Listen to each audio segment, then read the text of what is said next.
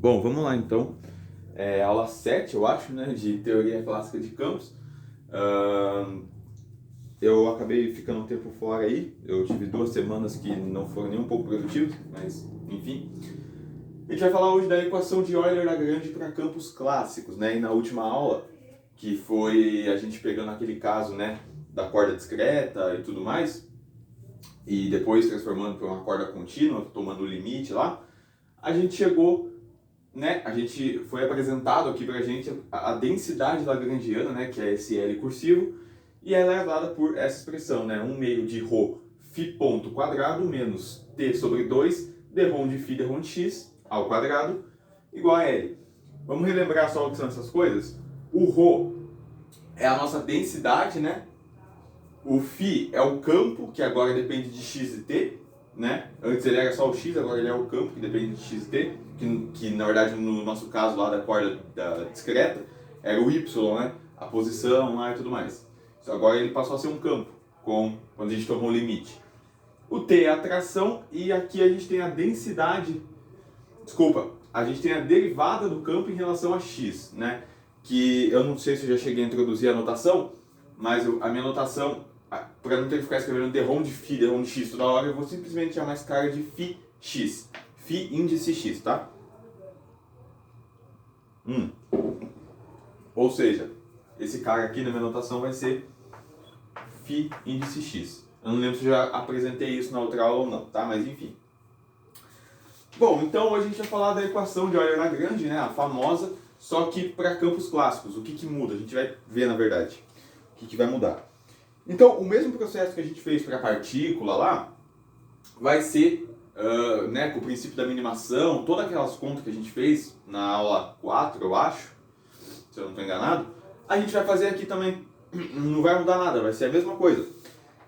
No caso, né, também esqueci de falar, na última aula a gente chegou aqui no nosso funcional, né, que é uma integral de t0 a t, integral de 0 a L, que já que a gente está tratando de uma corda inicialmente, né, então ela tem comprimento L, da densidade lagrangiana com relação a x e com relação a t, já que eu tenho duas integrais aqui, certo?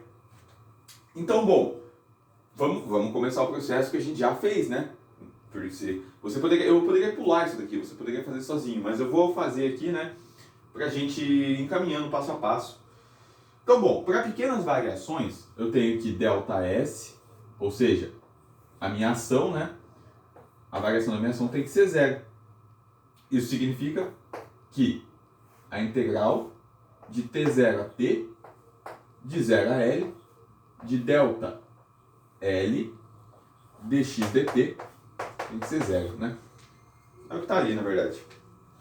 Só que agora a gente tem que tomar cuidado com algumas coisas, tá, gente? Lá, quando a gente estava falando de partículas, a minha lagrangiana agora, né, não a densidade, a minha lagrangiana, ela dependia da coordenada generalizada Q1, da sua derivada, e dependia do tempo também, né?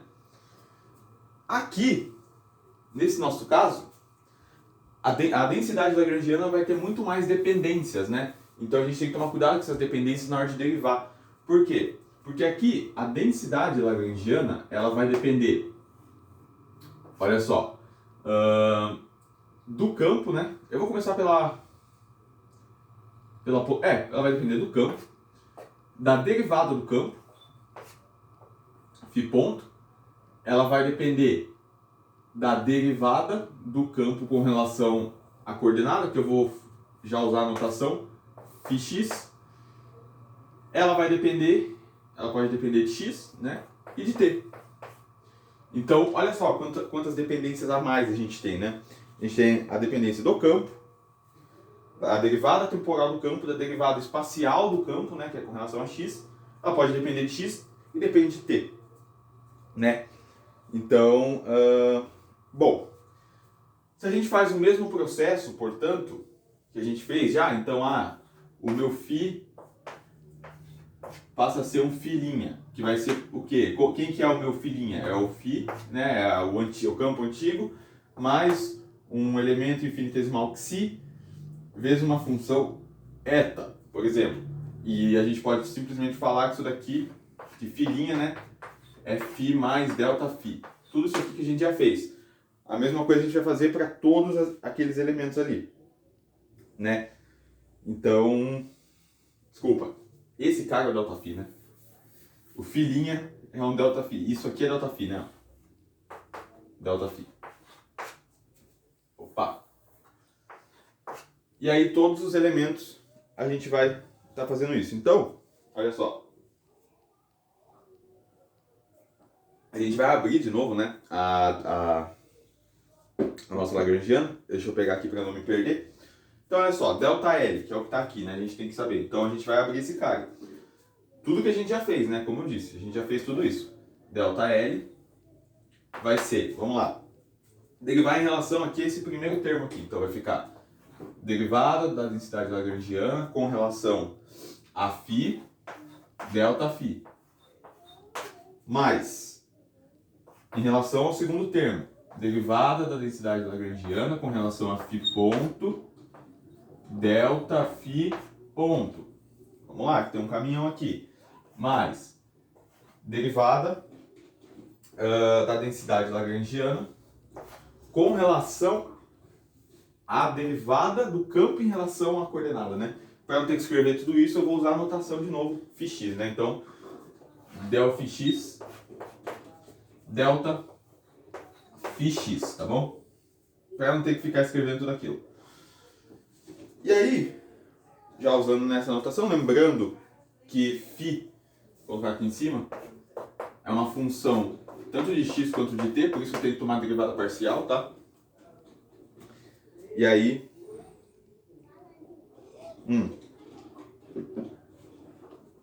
Bom, beleza.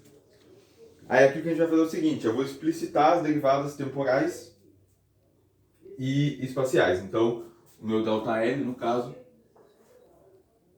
a densidade lagrangiana vai ficar dρ de L, esse cara aqui não muda, né? Então, dρ de L, dρ de φ, ΔΦ, mais, aí aqui eu tenho, eu vou escrever isso como sendo ddt desse cara aqui e aqui como sendo ddx, né? Então aqui vai ter dρ de L, dρ de L, dρ de φ ponto, aí aqui no lugar de... Você já viu onde a gente vai cair, né? A gente vai cair lá na regra do produto, vamos continuar. Aqui é φ ponto, só que φ ponto é o quê? dφ dt. Então aqui a gente vai ter um d dt de ΔΦ. Desculpa, aqui eu tenho que usar a derivada parcial, né? Já que φ é uma função de x e t. Então eu tenho que usar a derivada parcial, olha só quase que eu erro aqui. Então aqui vai ser d dt de ΔΦ. Mas, aí aqui eu vou explicitar a derivada espacial. Então aqui vai ficar dρ de L, dρ de φx, ddx de ΔΦ. Tá bom? Justamente o que a gente já tinha feito, né, nas outras aulas. E aí o que a gente vai fazer é o seguinte agora. Eu tenho ΔΦ em todos esses termos aqui. Eu posso fatorá-los, né? Então é isso que eu vou fazer. Aqui eu vou ter... é isso mesmo? Deixa eu só ver se eu não vou acabar fazendo caquinha. Não, é isso mesmo. Então aqui eu vou ter, olha só. dρ de L, fazer aqui em cima, espero que vocês enxerguem, espero que caiba também. dρ de φ, mais dρ de L, dρ de φ ponto, que é ponto, né? dρ de φ ponto. Ou melhor, posso escrever isso aqui de maneira mais organizada, né? Como sendo mais ddt de dρ de L, dρ de φ ponto. Agora fica mais fácil de ver onde a gente vai chegar, né? Mais ddx, dρ de L, dρ de x, ΔΦ. Tá bom? Que é quem? O nosso ΔL, né? Isso aqui é igual a ΔL. Eu espero que vocês consigam ver aqui, tá? ΔL. Por causa que a luz fica batendo aqui, às vezes eu não sei se vocês estão enxergando ou não, tá? Aqui, ó, eu quebrei tudo ali também. Tá, não dá pra ver. Então eu vou colocar aqui embaixo. Isso aqui é igual a ΔL. ΔL, tá bom? Que vai ter que ser igual a zero, né? Obviamente, já que a gente está fazendo pequenas variações usando o princípio da minimação, tá bom? E aí agora a gente vai ter que aplicar a famosa regra do produto. Ou seja, esse cara a gente não vai mexer, né? Mas aqui eu tenho o quê? Aqui eu tenho derivada, né? Se eu colocasse esse ΔΦ aqui dentro. Derivada do primeiro vezes o segundo. Mesma coisa aqui, se eu colocasse esse ΔΦ aqui dentro. Vamos voltar aqui, ó, pra vocês verem. Aqui, ó. Derivada. Aqui eu tenho derivada, eu tenho primeiro vezes derivada do segundo, certo? E aqui eu tenho também primeiro vezes derivada do segundo. Então, por exemplo, como que se eu faço, olha só, se eu faço dl, só relembrando, tá? Isso aqui que a gente já viu, vou colocar com relação ao tempo. De dρ de L, dρ de φ ponto. Estou pegando esse cara aqui. ΔΦ, abre isso aqui em regra do produto. Bom, isso aqui é derivada do primeiro. Isso aqui é derivada do primeiro, né? De φ ponto. Vezes o segundo. Mais o primeiro, que é simplesmente dρ de L, dρ de φ ponto. Né? Derivada do primeiro. Mais o primeiro vezes a derivada do segundo. A derivada do segundo é ddt de ΔΦ, que a gente poderia chamar de ΔΦ ponto. E olha só o que a gente tem aqui. A gente tem primeiro vezes derivada do segundo, que é o que está aqui, né? Esse cara aqui é a mesma coisa que esse cara aqui, certo? Então, para a gente compensar, no lugar desse cara, a gente vai escrever a derivada do todo menos a derivada do primeiro vezes o segundo. Tudo bem? Isso daí, e a mesma coisa para o ΔL, para a derivada com relação à posição. Vai acontecer a mesma coisa, né? Então, eu vou ter que apagar aqui, eu vou apagar esse lado aqui, né? Isso aqui foi a introdução. Então, eu vou apagar aqui para a gente poder continuar, tá bom? E aí a gente vai ter um caminhão de coisas aqui para a gente se preocupar, né?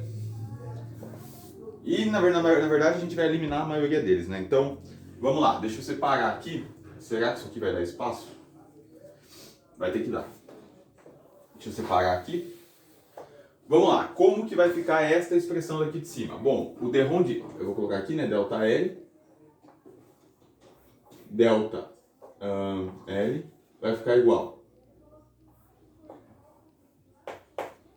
Então, o dρ de L e dρ de φ a gente não vai mexer, né? Porque só tem ele ali, não tem nenhum ΔΦ multiplicando. Então, dρ de L, dρ de L, dρ de φ, mais, no lugar de ddt, dρ de L, no lugar desse cara aqui, a gente vai escrever a derivada do todo. Então, a derivada do todo é ddt de dρ de L, dρ de φ ponto, ΔΦ. Derivada do todo. Menos a derivada do primeiro vezes o segundo, né? Porque aqui a gente tem a derivada do... A gente tem o primeiro vezes a derivada do segundo. Então a gente tem que colocar a derivada do todo menos a derivada do primeiro vezes o segundo. A gente já fez isso, né? Lá anteriormente, na aula 4, eu acho. Então o que a gente vai ter aqui é menos derivada do primeiro menos ddt, ou seja, menos ddt de dρ de L, dρ de φ ponto, vezes o segundo, ΔΦ. Certo? E aqui embaixo, agora para esse cara, menos, ou melhor, mais, né? Aqui eu tenho derivada, aqui eu tenho primeiro vezes derivada do segundo. Então eu vou ter que escrever a derivada do todo, ou seja, mais ddx, a diferença aqui em relação a x agora, né? ddx de dρ de L, dρ de x, ΔΦ, menos a derivada do primeiro vezes o segundo. A derivada do primeiro, ddx, dρ de L, dρ de φ, desculpa, dρ de L, dρ de φx, né? Vezes o segundo, que é ΔΦ. A gente tem isso, esse caminhão todo. E aí agora a gente cai, deixa eu só ver se eu não errei aqui, né? Que é muito termo, cara.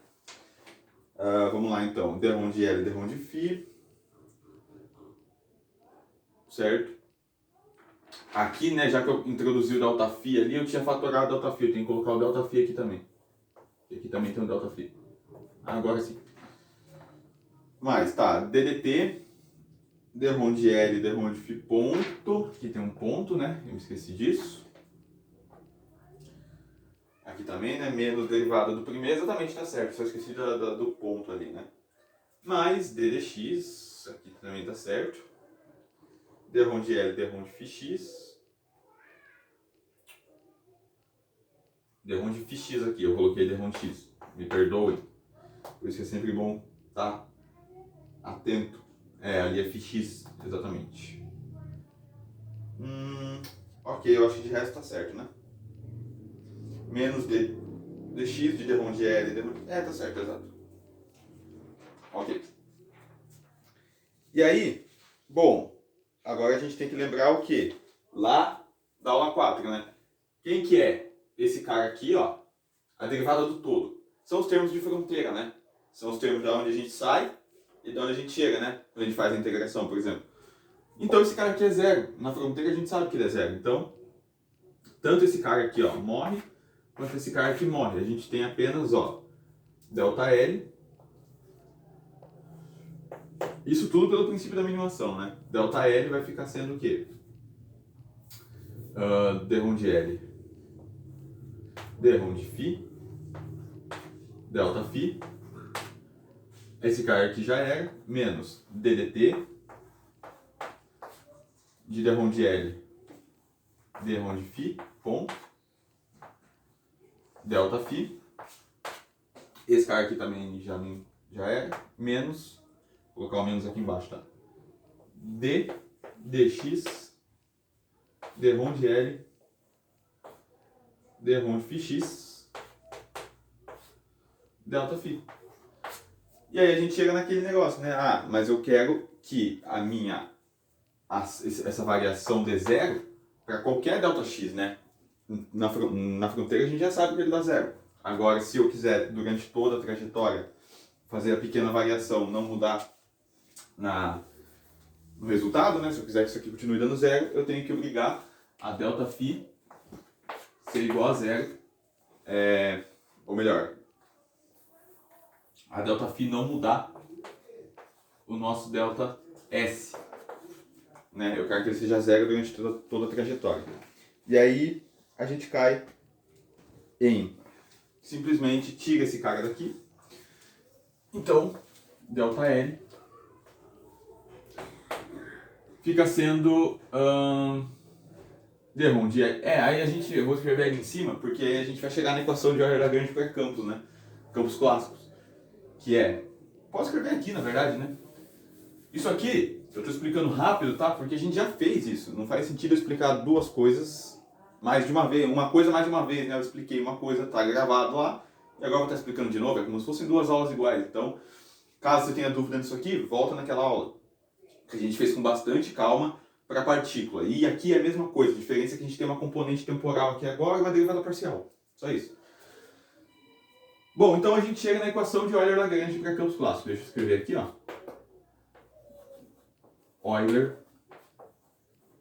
Euler-Lagrange para campos clássicos, tá? Já fica subentendido que é para campos clássicos. Que é derrom de L,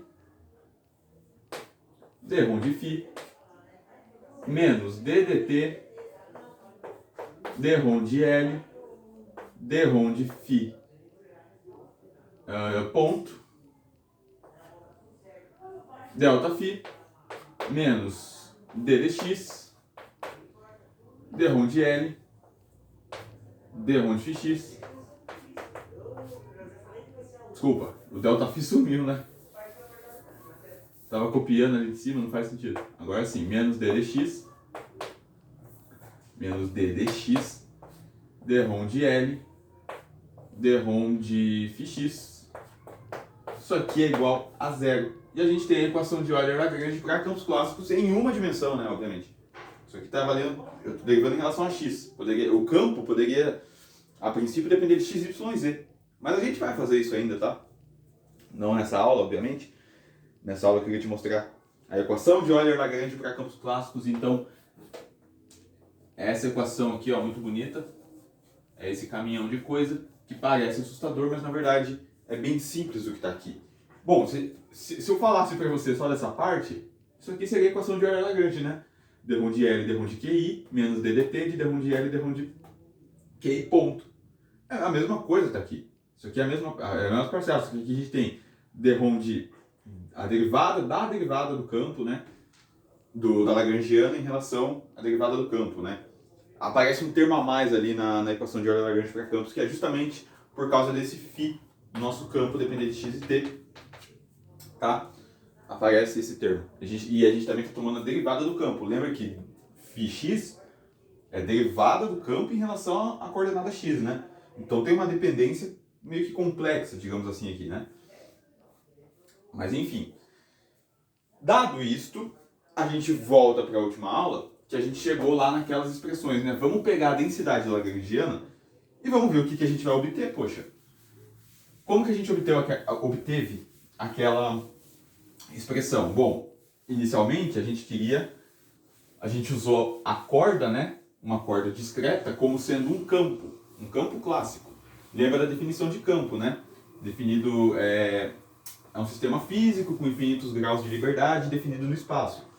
Uma corda tem infinitos graus de liberdade e está definida no espaço, né? Então, a única coisa que a gente fez foi quebrar ela e deixar ela discreta, né? E depois a gente fez o limite para o contínuo, que é onde a gente está. E a expressão que a gente tinha chego era que a densidade lagrangiana era 1/2 de ρ φ ponto ao quadrado menos t sobre 2, eu preciso pegar aqui porque eu não me lembro, φx, o φx, né, que na verdade é a minha derivada da lagrangiana em relação ao campo, em relação à coordenada, ao quadrado, isso aqui é igual a L, né? Agora, cara, é girar a manivela, né? Pega essa equação, vamos lá, eu vou derivar em relação a φ. Primeiro, vamos ver do que a densidade lagrangiana depende aqui. Olhando para essa equação. Bom, ela depende de φ, ela pode depender de φ, né? Tá, eu não vou colocar que ela depende de φ, por causa que isso aí confundiria mais vocês, né?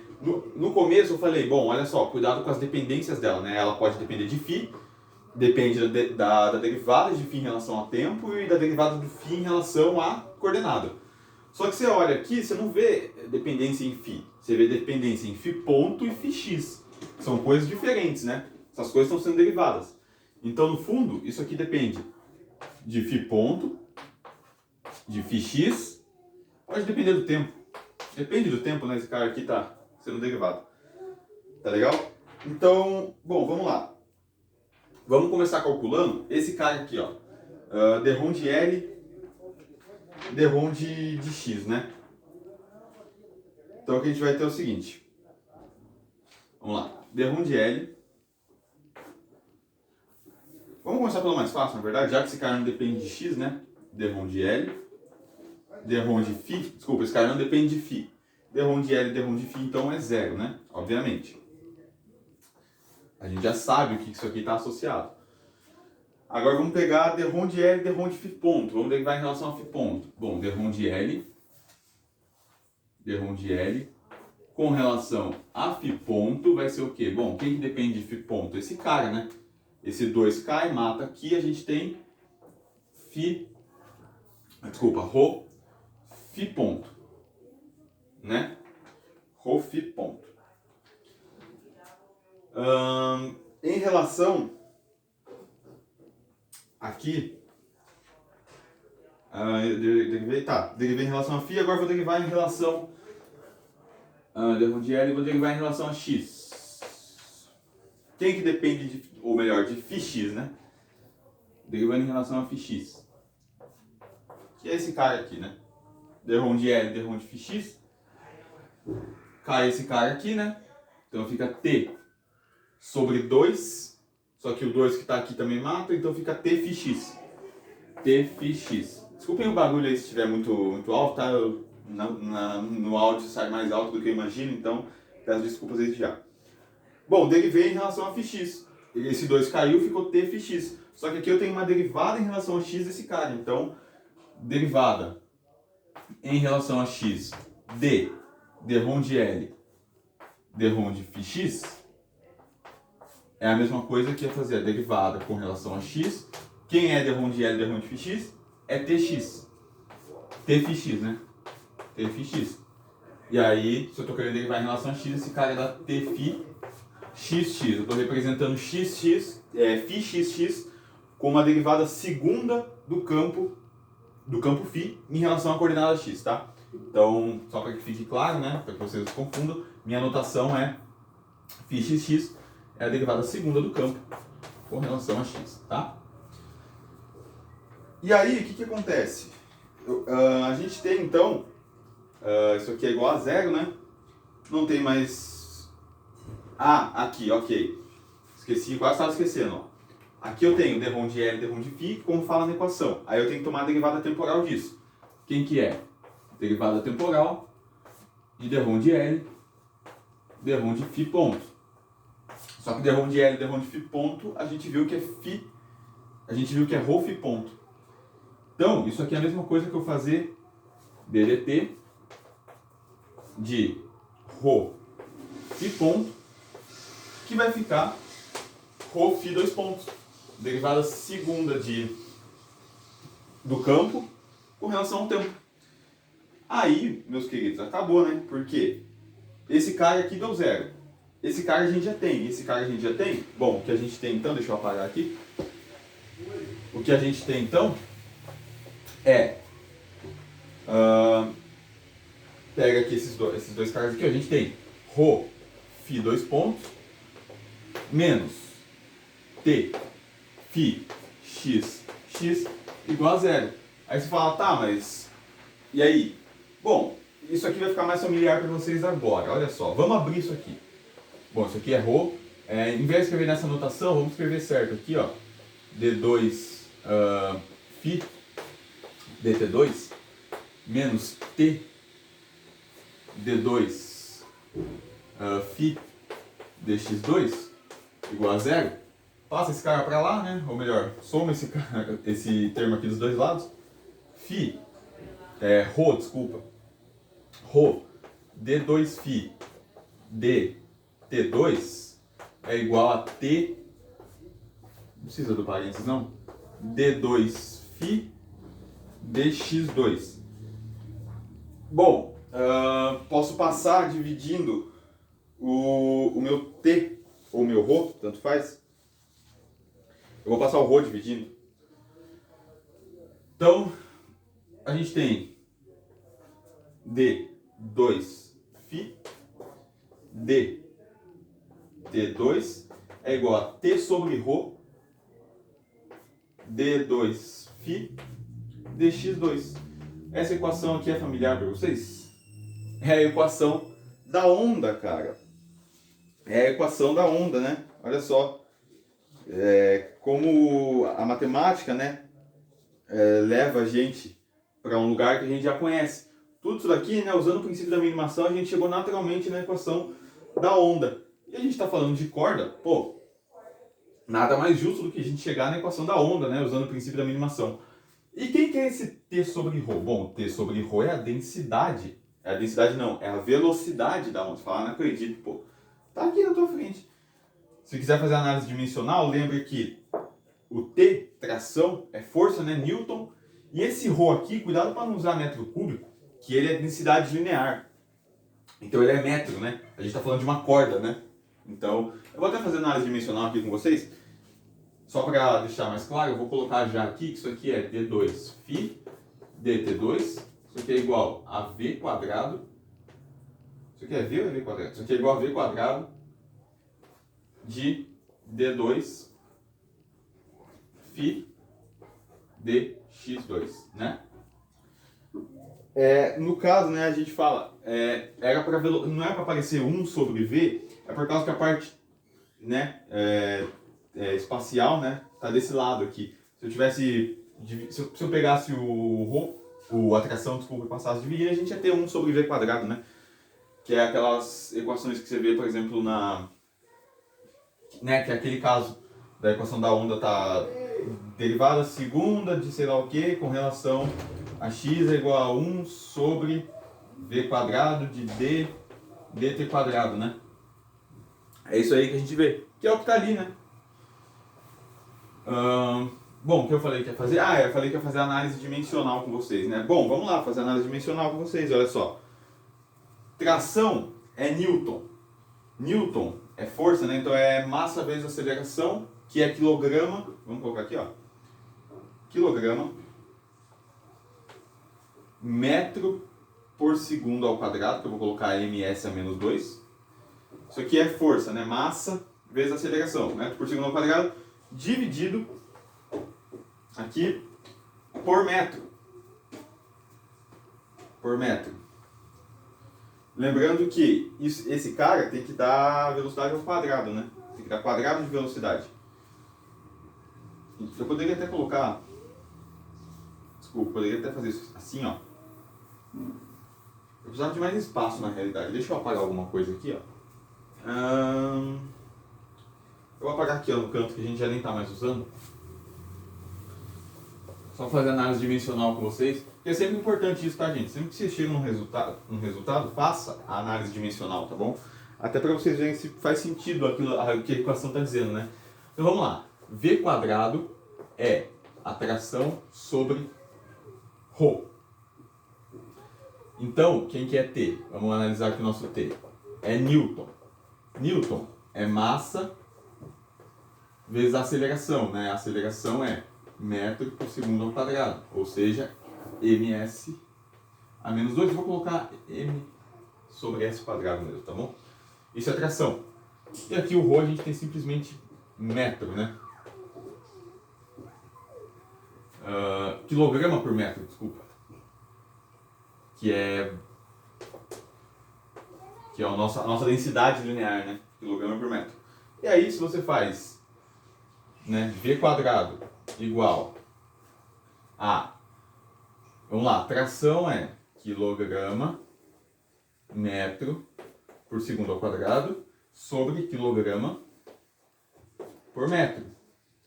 O que você vai ter aqui? Você vai ter que seu v quadrado repete a primeira, aquela coisa toda, né? Repete a primeira, quilograma metro por segundo ao quadrado, e multiplica pelo inverso da segunda. Então, aqui vai ter 1 metro e aqui vai ter 1 quilograma.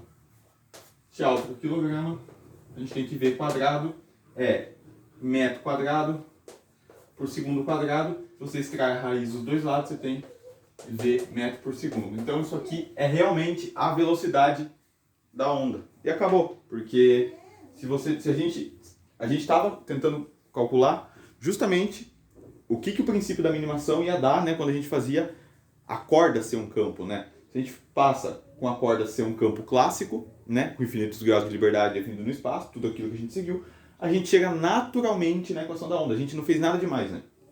Tudo que a gente fez para a partícula fazer o princípio da minimação, né, fazer o ΔS ser zero, logo o ΔL tem que variar suas coordenadas para minimizar a trajetória. A gente chega naturalmente nesta equação, que nos dá naturalmente também, né, a gente aplicou isso daqui nela, e a gente chegou na equação da onda, né, então de forma natural. E aí na próxima aula a gente vai falar sobre a notação covariante e revisão de relatividade especial, tá bom? Então a gente vai falar sobre índices, transformações de Lorentz, né, tudo mais. Então, espero que tenha te ajudado. É isso aí, valeu, falou e fui!